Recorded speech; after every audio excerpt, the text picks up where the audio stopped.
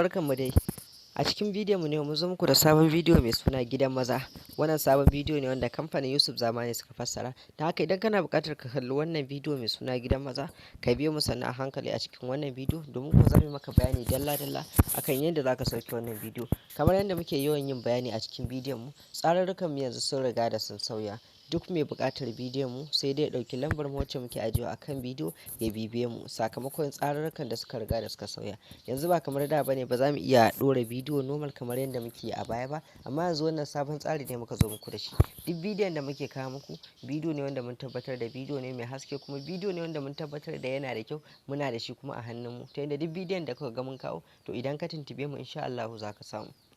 Sannan bugu da ƙari muna da tsarin VIP har yanzu, wanda a ciki muke sa duk wasu sabbin fina-finan mu da zarar sun fito.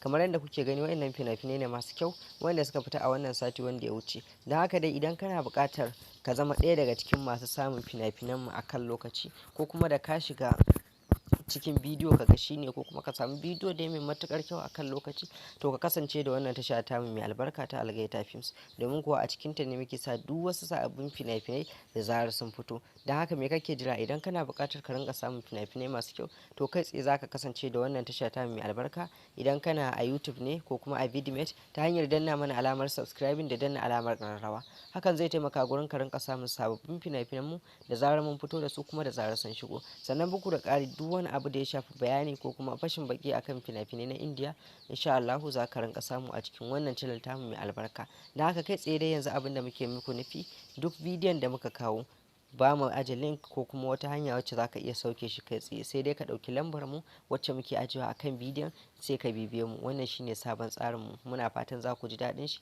za kuma ku bi shi. Mun gode.